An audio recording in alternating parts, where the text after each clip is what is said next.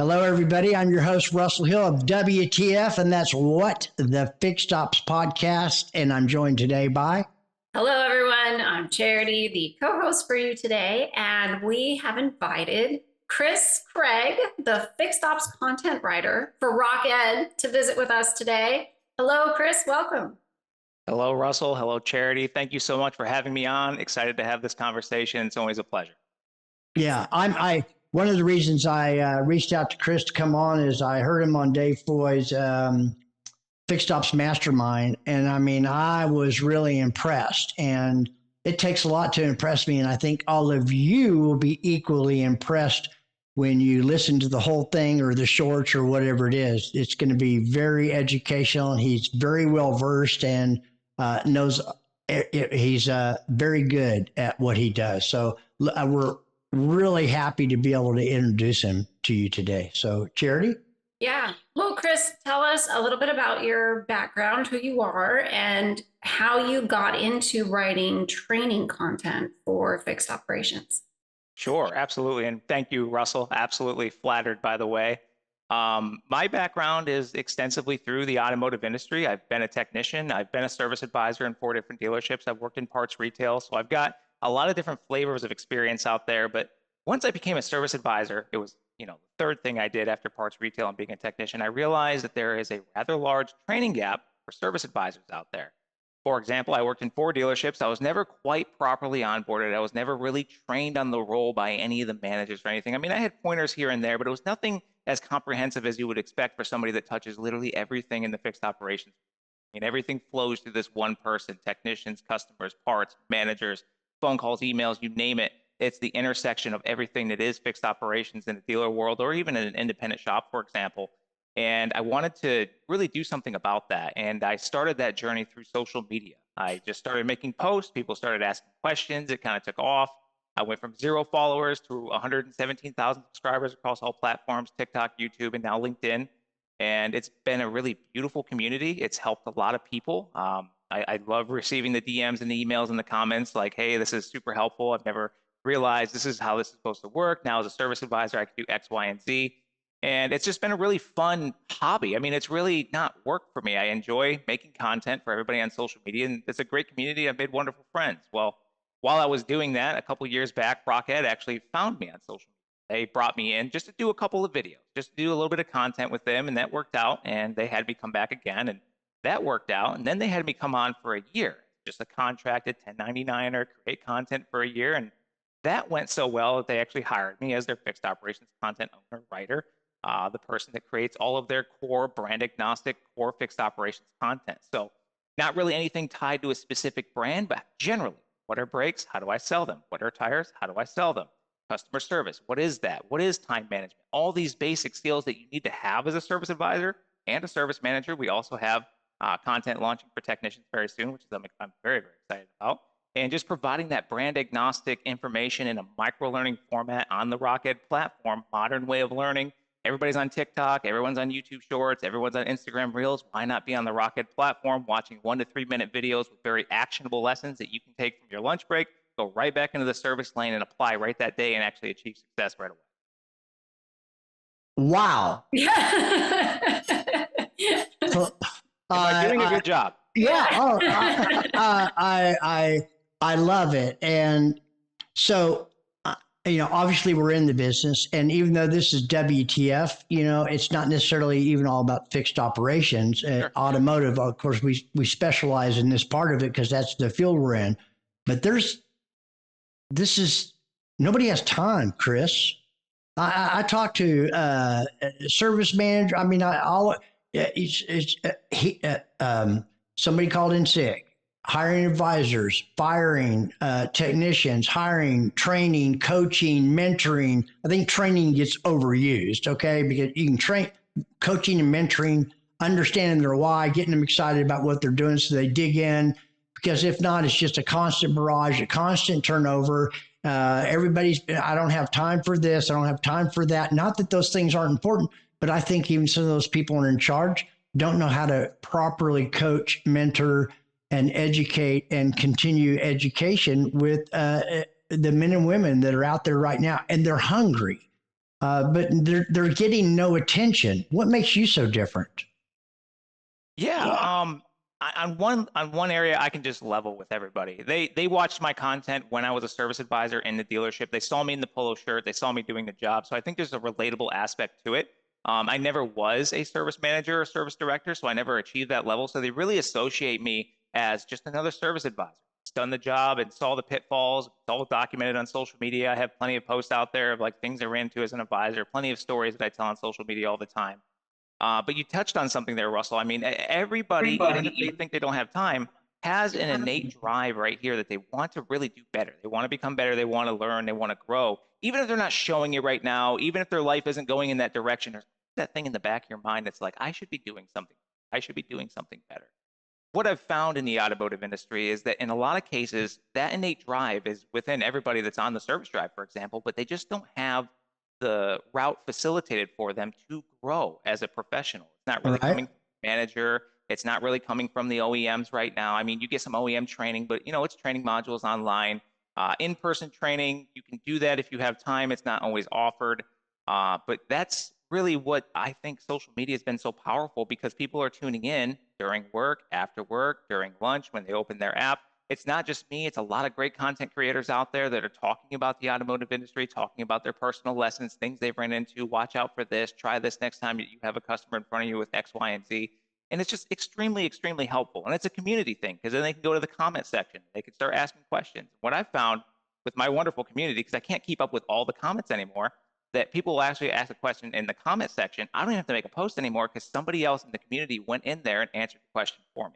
So, Wow. and it's completely voluntary, and it's creating this really wonderful online community. It's a bit of a safety net, a bit of something to fall back on. You can feel like you're part of something online on social media. So if you run into one of those stores where you're just not getting training facilitated to you by your management team, it's super busy, the other advisors aren't helpful, you can tune in on social media right now. There's lots of great content creators out there that are creating that helpful material every single day. Yeah, I don't often think of someone with the ability to write and the ability to put hands on fixing cars. Those are two sides of the brain, right? We usually either lean one way or the other way. So how is it that you approach creating your content? What is the process that you use to ensure that you're relevant in your app? It's 100% the community. They help me out with everything. When I go to make content, I make content right after my workout in the morning. So I pull back into my driveway before I come inside. I work from home. Before I come inside and get my day started, I'll open up my phone. I'll start creating content. Either I'll have an idea in my head, or 9 times out of 10, I just go to the comment section of my most recent post and I see what people are saying. That really inspires the next post. It's what the community is talking about. For example, I just recorded 2 posts that have not gone up yet. I still have to edit them. One was asking about when you have a follow on something, like maybe they were doing a repair, found a seized component, it wasn't part of the original estimate. Does the shop pay for it? Does the customer pay for it? How do I navigate that? Somebody asked that question, so I made a post on it, and it's probably going to go up later today or maybe tomorrow. The other question was, hey, like when an AC customer comes in, they just want their system recharged, but I tell them that we have to evac, recharge it, do a diagnostic because there's probably a leak. Like, how do I navigate that conversation when they get really confused by that? I made a post on that. And those are just Wow. comments from the community. So that's really where it comes from and that's how it stays relevant too, because these are people in the industry dealing with real problems right now in the moment. And they'll reach out to me and just be like, hey, can you make a post on this? Do you have anything for this? And that's really where the inspiration comes from. So do they, the ones that are making all the comments and the posts and how you actually respond to them, do they have to really be proficient at knowing all the ins and outs of all these different type of services, or is it a combination? Or are they learning from that kind? But it's also really just people skills and being able to relate to people. What are your thoughts on that? It's people skills. I have a following of technicians, of advisors, and of consumers. So I kind of have the trifecta in my following base. Good. And sometimes the technicians are, hey, my advisor needs to know more about cars. I need him to know as much as I know about how cars work and how they tick and everything so they can advise properly. And I will push back on that. Once you get some tenure, if you got like 5, 10 years in the business as an advisor, I Sure. do expect some degree of technical knowledge. But I always say this, if you're starting out as a service advisor, what I really need, what anyone would really need is just those people skills, those hospitality skills, customer service skills. because that's really the realm of the advisor. They are the communicator to the customer, the advocate for the customer, the representative technician. That's the piece they have to have down first. It's not critical that they have technical information in their noggin just yet, because they have a shop full of subject matter experts that they can tap into at any time. Sure. That's when you get blowback from the technicians. Well, it's not my job to train the service advisor. I don't have time to do that. It's fine. You don't have to. All you have to do is educate ticket by ticket. So if you have a compressor that failed on an AC diagnostic or whatever, just explain that it failed from the side internally, the loss of communication, whatever it is. These are the implications. This is what it's going to take to fix. You have to say those things anyways, and that's when the advisor has the opportunity to learn ticket by ticket. So it's not wasting anyone's time. It's loading the lips of the advisor. You're learning that technology incrementally each time, and that's why I say once you have tenure, like 5 to 10 years in the business, you've been talking about this stuff so long for your technicians, that's when that technical knowledge will come into play. Eventually, you'll get to the point where you won't have to say, let me go run and ask my technician. It's really best, especially if you don't have that technical knowledge yet, to ask those questions of your technician, like, hey, I don't know what my customer is going to need from me. What information do I need to have to load my lips so that I can go talk to my customer? Really, 2 sales that happen with every single recommendation in automotive. The very first sale is the technician sells it to the advisor. If it's framed that way, now the advisor knows exactly how to sell it to the customer. Yeah, I love. It's all people skills are so important. Somebody who's good with people versus technical knowledge, I'd rather deal with than exactly the opposite. I'm not going to regurgitate the whole thing, but I had an experience recently where I had scheduled service. I was 3 cars deep before the shop even opened. By the time the advisor got up to me, the first thing, he wasn't smiling or anything. He just looked at me and said, do you have an appointment today? I mean, are you kidding me? I mean, that's basic blocking and tackling. How about hello? Or welcome or welcome back. Do you talk about those things? Oh yeah, I've been to a couple of dealer groups, and that's a part of the in-person training that I provide to dealerships. Is I talk about that. So you think about it. A customer took the time to call a dealership. Anybody that's called a dealership knows it's not always the most pleasant experience. Holding line hell, a couple of robots, you get through to somebody, you set the appointment, right? And then you have to set up the logistics. Like, okay, I got to tell my husband or my wife that I'm going to be at this place. Tell my employer I'm going to be late. I have to figure out, I got to get to the dealership. It's kind of confusing. There's cars everywhere. Where do I park? Do I pull into this bay here, right here? I don't even know if I'm in the right place. There's polo shirts everywhere. Do I park my car? Do I leave it running? Do I shut it off? Do I get out? Do I stay in? A lot of things are running through this is what they're thinking. Yeah. Yes, exactly. All these things are running through the customer's mind. They had to set up all the logistics. How am I getting the kids to and from school? Are they going to keep my car overnight? Am I going to be able to afford to fix this? Should I trade this vehicle in? How many miles? All these different things. And then the advisor walks up, and the worst thing the advisor can say in that engagement is exactly what you said, Russell, is, do you have an appointment today? Well, yes, I called the dealership. I went through holding line hell. I told my employer. I told my husband or my wife. I set up the logistics with the kids. I figured all this stuff out. Of course I have an appointment today. How do you not know that? And then confidence is just eroded at that point, because you weren't even expecting me, even though I took in all this effort myself to make this appointment and come to you specifically. Well, Chris, how do you think RockED is different from other training platforms? We have a lot of them today. What makes yours different? A lot of them. Yeah, there are plenty out there to choose from. But what's different about RockED is it's modernizing.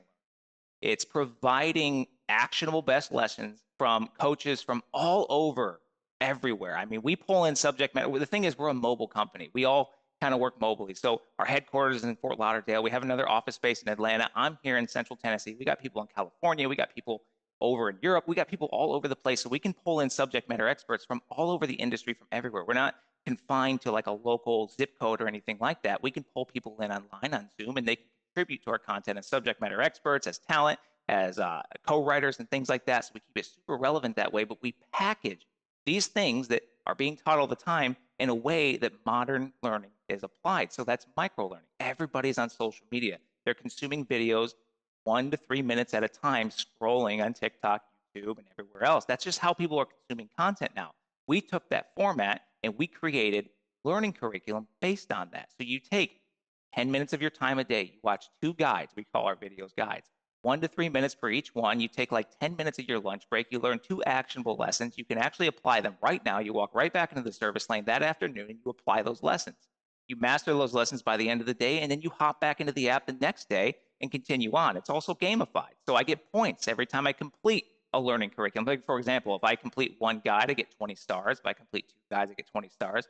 But once I complete 3, now we only give you 5 stars because we want consistency over time. We don't want you doom scrolling all the content because once you watch 3 videos, what did you watch in the first video? You know what I mean? So we want it to sink in. So we apply a very unique, and it is unique because I'm not aware of anyone leveraging microlearning in the way that RockED is. We give them microlearning, very actionable lessons. There's no fluff. It's a 3-minute video, exactly what you need on this one thing. Like, how do I greet a customer? 3 minutes on that, 2 minutes on that, 1 minute on that, maybe an interaction afterward. There's like little games and quizzes that we might do afterward. It takes a couple of seconds, helps it sink in a little bit. You can go use that day. It's gamified, so you get points. You rack and stack with everybody in your dealership or dealership group, so you can see who's been consuming more content, who's been more consistent. There's bonuses for that. And it brings in some of that teamwork and camaraderie as well, because now we're competing with each other. It's like, oh man, he's ahead of me in points. Now I got to get back into the app and do my learning. And then I'll apply that this afternoon. I got to upskill and show them what's up and that sort of thing. So it's fun as well. So to answer the question in a very big, like little nutshell, I should say, is that it's a unique, like micro learning, modern way of learning with gamified assets that makes learning fun. It sounds fun. It's a lot of fun. It's fun to create it too. I don't. Maybe it's just you. I don't know. But I was just captivated the whole hour on Mastermind. It's like, okay, it's like, okay, and you had, of course, you had PowerPoint to go with it, but you covered everything: technicians, advisors, leadership, managers, the whole spectrum. That actually anybody and everybody. But at the end of the day, everybody wants to know they count, they matter, they make a difference. And you had a way of really bringing that home that night on the mastermind. I said, you know what? I'm going to talk to Charity. We need some of that on here. We need Chris on here. So but you also, I didn't know this, you actually go to dealerships as well. That's a recent thing. I don't even know that I was doing that when we met on Mastermind. But yes, I've been to a couple different dealer groups, did some in-person training. It's a new thing that we are trying out, and I'm actually enjoying it quite a lot. So I foresee a lot of that in the future. It's exciting to get back into dealerships. You know what I mean? Like, I haven't worked in a dealership proper in a couple of years now because I'm kind of adjacent to the industry, creating training material. It's just fun. It's good to get back into dealerships and shake hands and be in that environment once again. Let me tell you about a partner that's actually helping dealers get ahead, Global Dealer Solutions. If you've been wondering how to use AI the right way in your dealership, especially on the fixed side, these are the people to call. Their team gets it. Not just the tech, but the real challenges that dealerships face every day. We're talking about conversational AI that doesn't just respond, it converts. It books appointments, follows up with service leads, even answers customer questions with actual relevance. It's not replacing your team, it's making sure your team can focus on what matters most, closing ROs and building relationships. But GDS isn't just about AI. They train your staff, drive traffic, and tighten up processes so your results stick long after the tool is turned on. And everything they do is built around one goal: growth that is real. If you want more service traffic, better follow-up, and a partner that's always a step ahead, check them out. Visit gdsdealers.com, follow them on LinkedIn at gdsdealers, or just shoot them a message and ask, what would you do with my store? And see what they come back with. Global Dealer Solutions, process-driven, people first, always on it. Yeah. What are some of your biggest challenges when it comes to developing content, and how do you address those challenges? So I would say, in the sense of creating content for RockED, is what we have to do is take these big topics and we have to break them down incrementally into micro-learning. So I can't just create a 3-hour-long YouTube video saying everything I need to say about how to sell tires or brakes or whatever the topic is.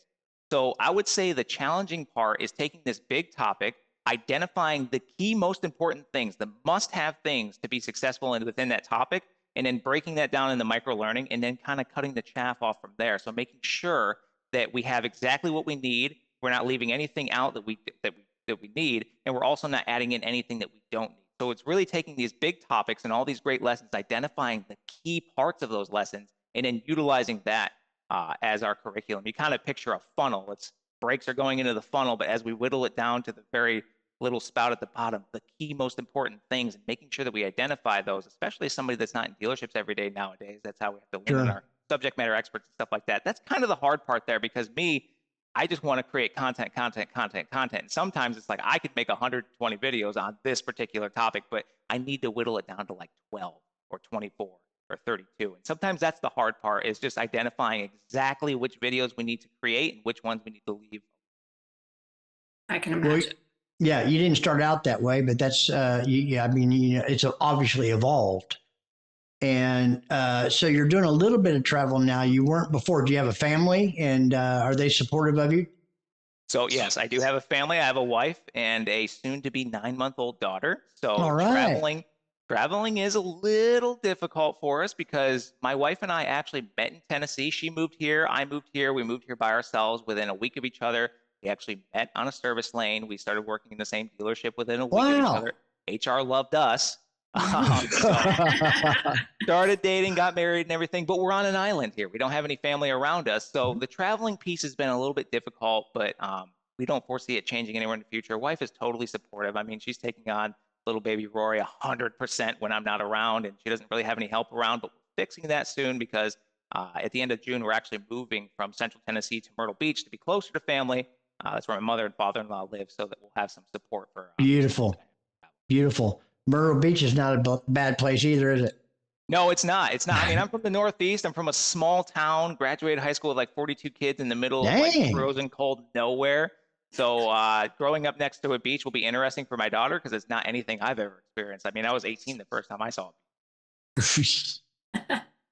Well, what sort of feedback are you accustomed to hearing in response to your materials? Do you get feedback very often? I do. It's primarily positive, but every now and again we get a little bit of butt heading or headbutting in the comment section. Usually technician versus advisor. That's my favorite stuff, because we got to break down that brick and mortar wall between the shop and the service lane. These two have to start working together. Actually, very relevantly, recently rather, I had a technician comment, and we were talking about value, and I was really trying to talk about, stop discounting work and thinking that you have to like bring that price down to make your customer happy, because price is only an issue where value is absent, was kind of the theme of the post That's I was right. making. Just explaining to advisors that if you bake value into every step of the process, and this is what I go over in person too at dealerships, if you bake value into every step of the process, that price isn't going to be an issue, because customers really have 3 options when their car is broken. They can fix it with you, they can fix it with somebody else, or they're going to trade it in. I know that for a fact, because they're not going to quit and take the bus, Uber, and Lyft for the rest of their life. Cars are freedom, and that's how they're going to get around. So when they make a purchasing decision with an advisor, they're not really choosing whether or not they want to fix their car. They're choosing whether or not they want to fix their car with you. So With it's a more you. personable thing. So that value is what I was talking about. Well, a technician swung his way into the comment section and said, there's actually no value there. And I think word for word, I might be paraphrasing a little bit, is that the advisor is just the face and the mouth, and the value is really the technician who does the actual work. I don't totally disagree with that position, so I made another post, and I explained that, yes, the technician is the value. I mean, if you really think about it, we can't move anything without the technician doing that very important work, that specialized work. That is important. Absolutely. However, Yep. the customer will never know if the advisor is not competent and capable of communicating that value that the technician provides to the consumer. So it's really apples and oranges. Both provide value. They're somewhat equal in value. It's just different types of value. I would agree with Wow. that. Yeah. Well, yeah. Equal. Plus, you see, by doing that, I guess there's a huge engagement between the other. Is there really that big a wall between technicians and advisors? So I'm going to toot my horn a little bit and say Shoot there used to it. be. Come on. There used to be, but I have recently, not even recently, within the last year, so I've been making content for a couple of years, 4 or 5 maybe. I don't know. It's been a while. And there used to be a pretty big barrier there.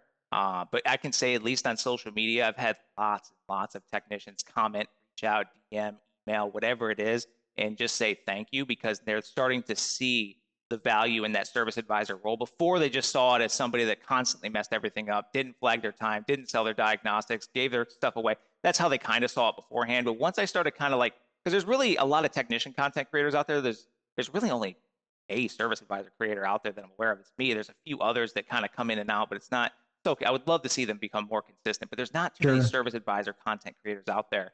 And having the ability to sort of level with those technicians and say, here's the advisor role, here's the things that they have to do, here's what's provided to them, which isn't much, the training they get. And this is probably why you've had those experiences with those advisors. And by the way, this is how you can strengthen that relationship and make it a little bit better without creating so much more work for yourself. You're not really training them, you're just assisting them ticket by ticket. And they've just come to me and said, I appreciate that position a lot more. I understand it a lot more. And I'm able to work with my advisors a lot more. And now that I'm working with them as a team rather than against each other, we can actually move towards a unified goal, because in larger fixed operations, like big dealerships, big shops, where you have those advisors and technicians, if they're not working together towards a unified goal, they're never going to reach. So once the advisor starts helping the technician and the technician starts helping the advisor, they start working together, communicating and working as a team. That's when the technician starts flagging more hours. That's when the advisor starts getting higher CSI. That's when the organization as a whole starts to see an improvement across the board. You can sense that on the drive. You can sense that. There is a more of an alignment. One can't do without the other. They're both an integral part of the same team at different ends that require understanding and compromise and advisors, educating, technicians educating advisors. Some of them are really not very good at even presenting what the recommendations are. And I hear less of that today, but I used to hear it all the time. They don't ever sell anything. They just, or they give it away. It's because they're not educated. They don't really know.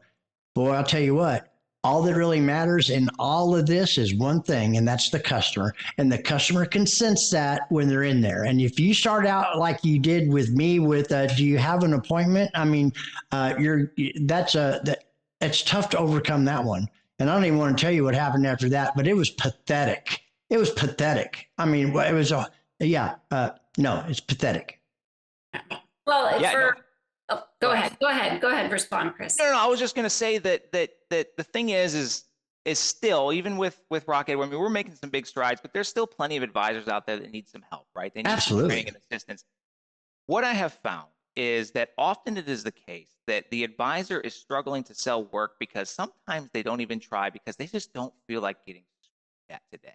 Because the advisor takes heat from all ends. They take heat from the technician for not selling the work. They take heat from the customer because the work's not getting done on time. They take heat from the management team because their hours per RO is too low. And it's just heat. And they think to themselves, because it's a confidence issue, if I offer this customer brakes today, it's just going to make them mad. Right. I know that it's going to make them mad. But when they have a technician, for example, that's like, hey, this vehicle needs brakes, here's why, some stuff like that. I'm supportive of you, and I hope that you succeed. A little encouragement go a long way. All of a sudden, there's some pep in the step, and they're back up on the lane like, hey, my technician said you need brakes, and this is why. And all of a sudden, that confidence goes through to the customer, and they feel that they have the three elements that it takes to satisfy a customer: trust, respect, and the feeling of control. If you provide those three things to a customer, you're going to win every single time. And then they're going to make that purchase decision, not because they need brakes, but because they want to get the brakes from you. Because at the end of the day, they're going to get brakes from somebody. It takes the advisor to make sure it's with me. If you start out with, do you have an appointment? I mean, there's something going on. That's the person you just described. They're scared at every turn, and it's always something, right? It is. And a lot of them, as we know, are on pay plans. I mean, pay plans come in all shapes and sizes, but at the end of the day, their performance is what indicates what their payout's going to be. In a lot of cases, if they're paid rather primarily off CSI, they're going to be very afraid to upset a customer because they're very afraid of negatively affecting that paycheck. And that gets very real because then the family's involved, their livelihood. That's essentially how they provide groceries, put gas in the car, whatever it is they need, keeping the lights on at home. It gets really personal at that point, and that just kind of bakes into the experience as well. Yeah, I never realized what a complex position a service advisor has. They're navigating multiple partners, their warranty, insurance, customers. What would be some advice you would give to someone just getting started in fixed operations? Yeah, so I write about it in my book. I write about it in my ebook. The very first thing I recommend to a new advisor is to just learn your shop. And what I mean by that is just know where the technicians are, how many days, what your capabilities are, learn those things. And then you think, well, that's a big thing to figure out, how many tire machines I have and alignment racks and number of technicians and how many appointments we can set a day. The best thing you can do if you're starting out as an advisor, the best way, and I discovered this working in 4 different dealerships with very, very different processes, different manufacturers, some luxury, some not, some imports, some domestic. So I've worked with them all, metro areas, rural areas. I've really dealt with all of it. The best way to learn is to write one repair order, have someone help you, write one repair order, and then follow it. Know where it goes next, know who does what with it, see the process go through until that repair order circles back to you. I call this the path of the repair order. Once you know the path of the repair order, you know the path of the customer's vehicle. And if you know the path of the customer's vehicle, you essentially know your shop's process. Once you know your shop's process, that's when you confidently tell your customer the shop's process. And that is how you do the golden thing as a service advisor, set expectations. Because if I set the expectation with the customer and the customer knows what to expect, and I actually am going to win because I set the expectation that I can achieve, as long as I reach that expectation for my customer, they're going to be satisfied every single time. It is often the case when a miscommunication happens is when customers become upset. Miscommunications often happen when we don't set expectations, because if we don't set expectations, our customers set their own.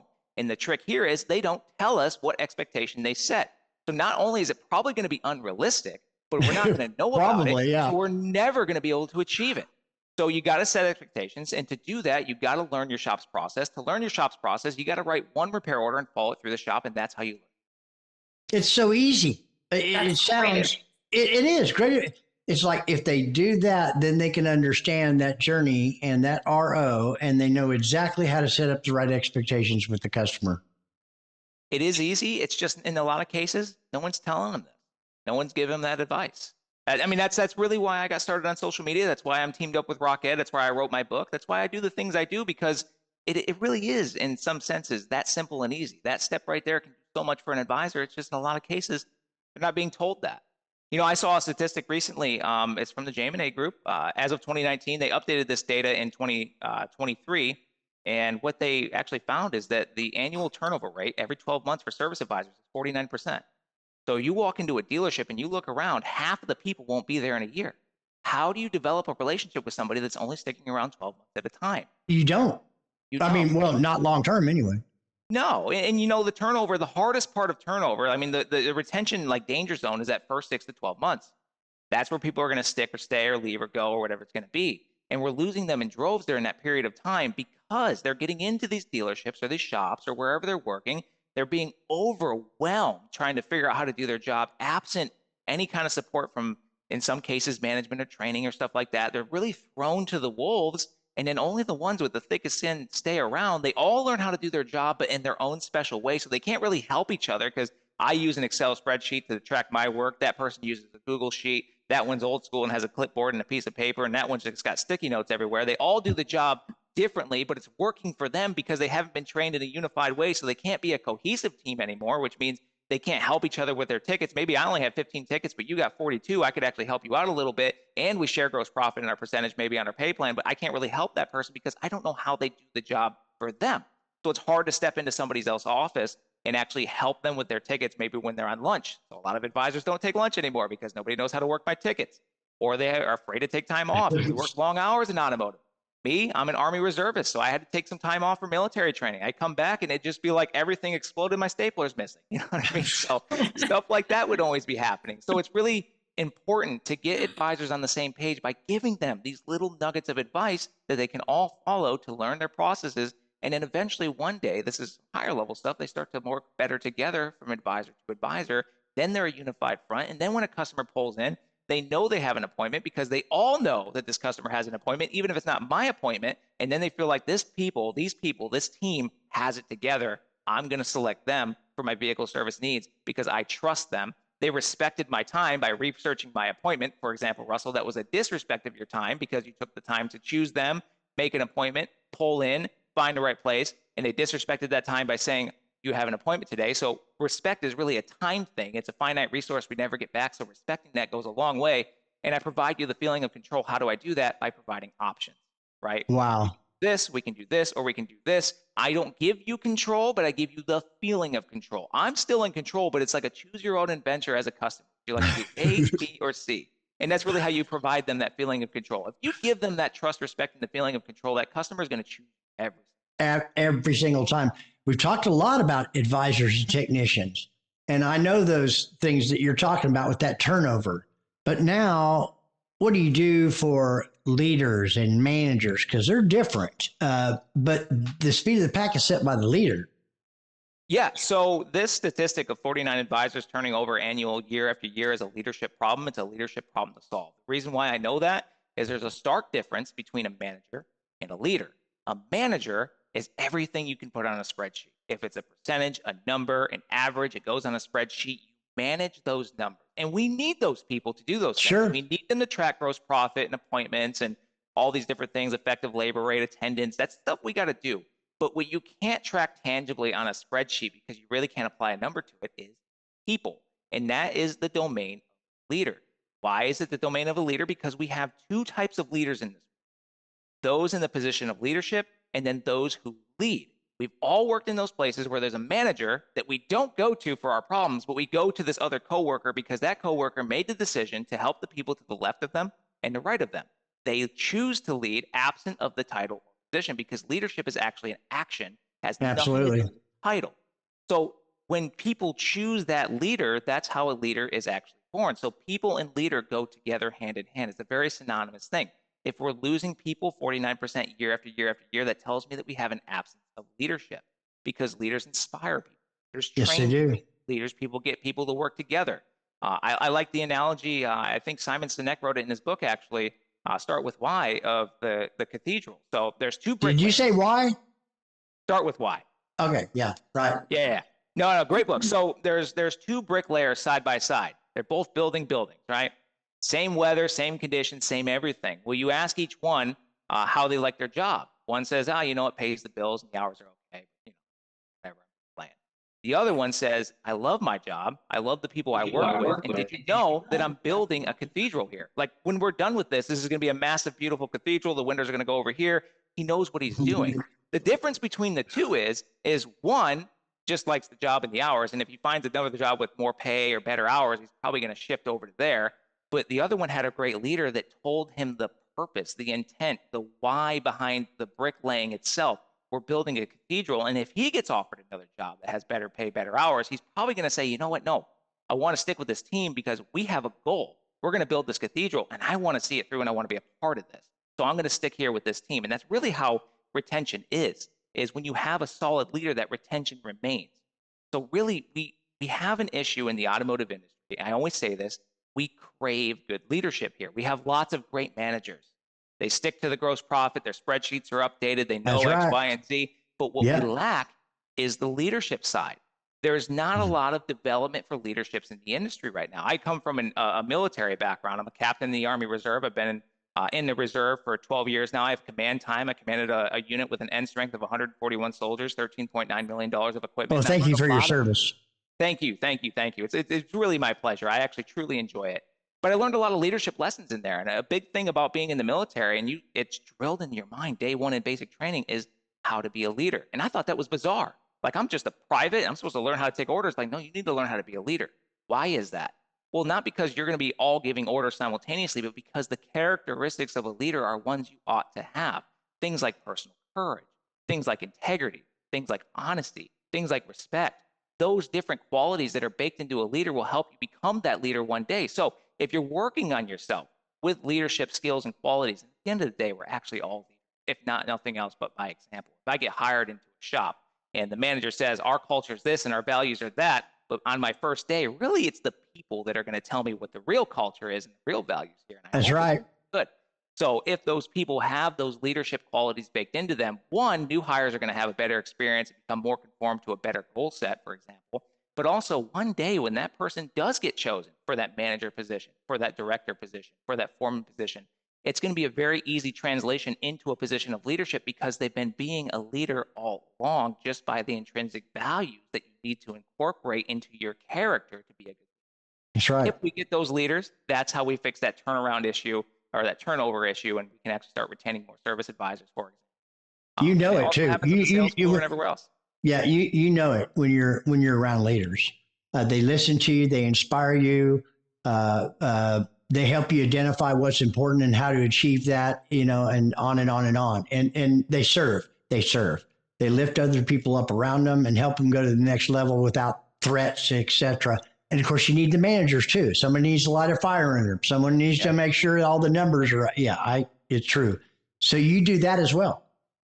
Yeah, leadership development is a big part of what I do. Chapter 12 in my book is leadership.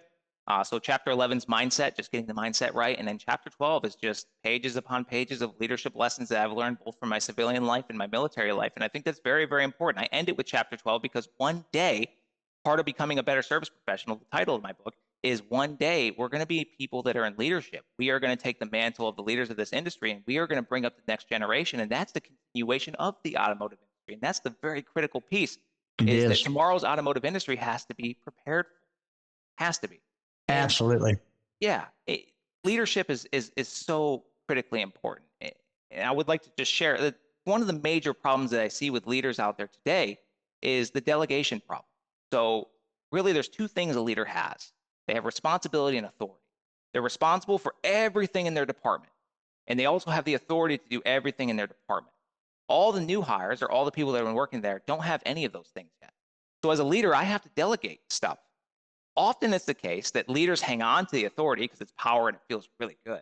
And then they delegate the responsibility because, well, you got to be responsible for this and you got to be responsible for the hours and you got to be responsible for all this. But I'm going to hang on to the authority. So anytime you need to do something, you got to come talk to me because I want to feel really powerful and have my ego in it. So basically what you're doing in those cases is you're delegating responsibilities to people that aren't qualified to handle them because they're their responsibilities as a leader, and you're handcuffing them, not giving them the tools to do the job. You're setting them up for failure, and then we experience 49% turnover year after year. You got to flip the script there. You got to hang on to all the responsibility because it's yours as a leader. That's right. And how do you ensure buck stops with you, baby? It is 100%. And how do I make sure that all the responsibilities that one human can't handle are actually done? I empower. This is the word that we love to say. We empower people. I empower by people. But how do I do that? By delegating as close to 100% of my authorities to the people appointed below me as possible. And I train them on how to use that authority properly. That empowers them to make decisions for themselves, educated wise, information wise. They know how to do it because they've been trained. And then I don't hold them responsible, but I do hold them accountable to the authority that I've given them. Now I have a bunch of empowered people that are doing the job. I barely have to tell them how to do my job or do the jobs. And my responsibilities are being taken care of as a leader. My people are taken care of. They feel empowered. And now they want to stick around because they feel like they're making a difference and they have the ability. A lot of them are gun shy. I mean, is because they're not empowered to make those decisions. And the few times that they did and stepped out on their own, it was like they were lambasted and penalized and disciplined and fired, whatever the case may be. Right. That's not how you inspire and motivate people to for that level of empowerment. I mean, great stuff. Charity. I mean, this just went fast. So I have two more questions for you, and then we'll wrap it up. This is going to be an interesting one to hear your answer. If you had one piece of advice for someone entering fixed operations right now, what would it be? Great question. That is a tough question. One piece of advice. There's so many things that you could say to somebody entering the industry, but what I would probably tell somebody entering the industry as like a first day service advisor, first day at anything, is to remember the terms humble and gratitude. So gratitude is having gratitude for the people that have been doing this job longer than me, that have the experience that I can tap into and learn from. If they didn't do the job before me, I would have nobody to learn from. I wouldn't even have the opportunity to be a service advisor today. So having gratitude to those people, and then humbleness is essentially just knowing that your cup is forever unfull, that you don't always know everything, that you're constantly learning and growing every single day until the day that you retire, because that is how we incrementally become better each and every day. So humbleness and gratitude. Being gracious for the people that came before us that we can tap into and learn from, and having the humbleness to actually learn from those people absent of ego so that I can grow as a professional every single day. That's very straightforward advice. That makes a lot of sense. And so are there any questions that we didn't ask you today that you wish we had? No, I think so. We covered everything I love to talk about. Leadership is a very passionate thing for me. The automotive. Well, first of all, I can't tell. Okay, I'm just kidding. No, that's what I love. Your passion is contagious. No, and I appreciate that. I mean, my whole thing is just helping people to grow and become better in this industry. It's why the title of my book just dawned on me one day when I was like halfway through writing it. I'm like, becoming better. Like that's really what it's all about. I don't need you to become the best. It's not possible to become the best. What I don't want you to do is idle. Just become better. Compete with yourself who you were yesterday. You can be 0.5% better today than you were yesterday. That's incremental growth each and every single day. That's all it has to be, is that each and every day you're striding and you have that humbleness, you have that gratitude, you're becoming better. But the thing is it's hard to do on your own absent any information. And the World Wide Web's out there, but what do I even put in the Google search bar? You know what I mean? So facilitating the ability, the method, the pathway, helping guide those people to that end goal of becoming better incrementally every day. That's where my passion really is. The automotive industry is really people at the end of the day. Yeah, we have cars, okay, and we have buildings, we have tools, but if we don't have people that drive those cars, maintain those cars, use those tools, man the service lanes, that's really what the industry is. And there's, in some cases, a negative perception of people in the automotive industry, and that's a people thing. So if we can help the people to incrementally upgrade themselves, upskill themselves, and represent our industry in a better way, it's going to be better not just for the automotive industry, but for the consumers of the automotive industry. So really, that's the core of it for me, just helping automotive professionals incrementally become better. Well, one of those ways you just mentioned is by reading, inputting new information, okay? They get you excited, motivated, different, help change your perspective, because if you want to make those changes, you got to start somewhere. And I noticed there's a book back there. Why don't you pull that forward and talk a little bit about that for a minute? Isn't that smart product placement, right? Yeah. It's like, I got to put this right here. Yeah. No, becoming a better service professional. This is a year of my life in the making right here. And it's available now on Amazon. It just launched recently this week. Very good reception. I'm very thankful for the automotive community that's supporting me in this book. This has been one of the more difficult things. Not the writing part, be honest with you. The writing part was fine. It was the editing and the ISBN numbers and all that stuff that you got to go through to create a book. But this has just been a labor of love for me. I wrote this book to give back to the automotive industry because at first I was a person in a dealership that was not being listened to, that I didn't have a voice. And then all of a sudden on social media, I had a platform and a voice. And that turned into a career with RockED.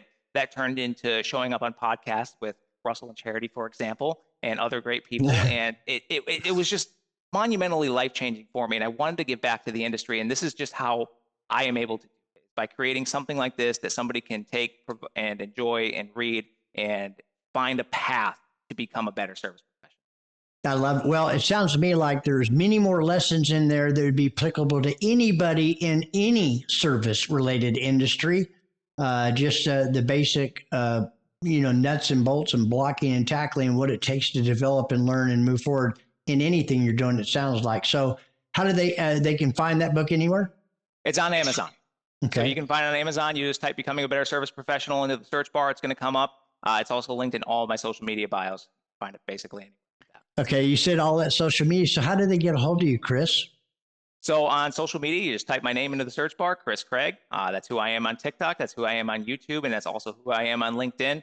And you'll find me directly away. And then in my bio has all of my other links to everything else that is me.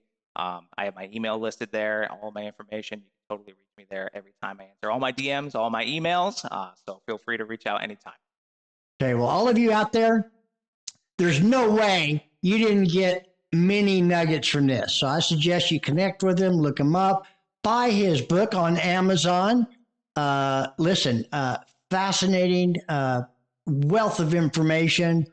And I expect you to like him and love him and comment and connect with him and stuff like that, because this is the kind of stuff we need, not only in this industry, but we need it in all industries. And he found a niche in a way in short little segments of how to interact with people and get them talking and moving forward. So Chris, thank you so much for your time today. Charity and I and Patrick are humbled and honored that you came on the show and shared just a little bit of who you are and what you're about. And we just wish you nothing but continued success. Yes, thank you so much, Russell, Charity, Patrick. It's been an absolute honor. I love to talk about the things I'm passionate about with people that are also passionate about it. So it's been an absolute pleasure, and I am very gracious for the opportunity to come on and talk. That is another very successful wrap for WTF, and that's What the Fixed Ops. To all of you out there, thanks for joining us today.